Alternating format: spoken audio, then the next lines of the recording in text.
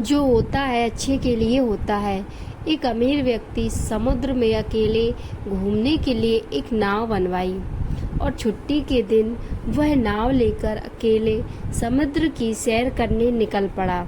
वह समुद्र में थोड़ा आगे पहुंचा ही था कि अचानक एक जोरदार तूफान आ गया। उसकी नाव पूरी तरह से तहस नहस हो गई, लेकिन वह लाइफ जैकेट के साथ समुद्र में कूद गया। जब तूफान शांत हुआ तब वह तैरता तैरता एक टापू पर जा पहुंचा, मगर वहां भी कोई नहीं था। टापू के चारों ओर समुद्र के अलावा कुछ भी नजर नहीं आ रहा था।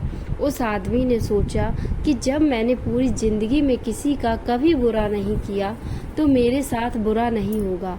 उसको लगा कि ईश्वर ने मौत से उसे बचाया है तो आगे का रास्ता भी वही दिखाएंगे। धीरे धीरे वह वहां पर उगे झाड़ फल पत्ते खाकर दिन बिताने लगा, मगर अब धीरे धीरे उसे लगने लगा था कि वह इस टापू पर फंस गया है, मगर अब भी ईश्वर पर उसका भरोसा कायम था।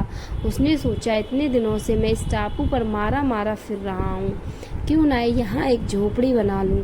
पता नहीं अभी और कितने दिन यहाँ बिताने पड़े। पूरे दिन लकड़ियाँ और पत्ते वगैरह इकट्ठे कर उसने झोपड़ी बनानी शुरू की। रात होते होते उसकी झोपड़ी बनकर तैयार हो गई थी। अभी वह झोपड़ी के बाहर खड़ा होकर उसे देखते हुए सोच रहा था कि आज से झोपड़ी में सोने को मिलेगा, मगर अचानक से मौसम बदल गया और बिजली जोर जोर से कड़कने लगी और एक बिजली उसकी झोपड़ी पर गिर गई। उसको देखते ही देखते झोपड़ी जलकर खाक हो गई। यह देखकर वह व्यक्ति टूट गया। उसने आसमान की तरफ देखकर बोला कि हे ईश्वर, ये तेरा कैसा इंसाफ है।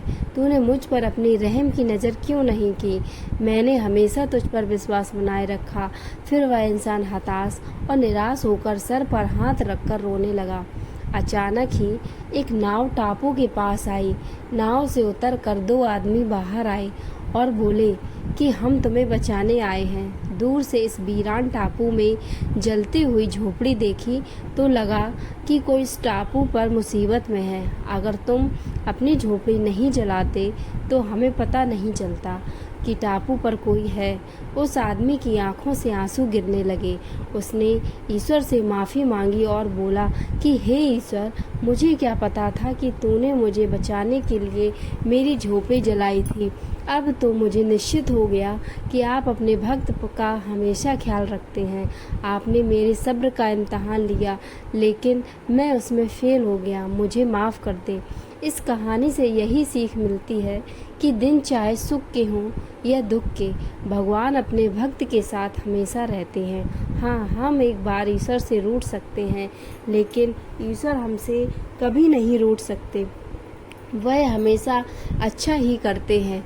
अक्सर हमारे साथ भी ऐसे हालात बन जाते हैं, हम पूरी तरह निराश हो जाते हैं और अपने ईश्वर या नियति से रूठ जाते हैं और विश्वास खो देते हैं, जिससे हमारे अर्थात आत्मविश्वास में भी गिरावट हो जाती है। प्रेम से बोलो जय श्री राधे कृष्ण। लेकिन फिर बाद में हमें पता लगता है कि परमात्मा ने जो किया वह अच्छा ही किया, नहीं तो आज मैं यहाँ ना होता। इसलिए मुसीबत या दुख के समय हार मानने की बजाय लगातार अपने कर्तव्य करते रहना चाहिए और बाकी अपने परम पिता परमेश्वर पर छोड़ दीजिए, क्योंकि वह जो करेंगे निश्चित ही अच्छा करेंगे। दोस्तों, कैसा लगा वीडियो कमेंट्स में बताएं और ऐसे ही वीडियोस के लिए इस चैनल को सब्सक्राइब करें, वीडियो को लाइक करें। धन्यवाद।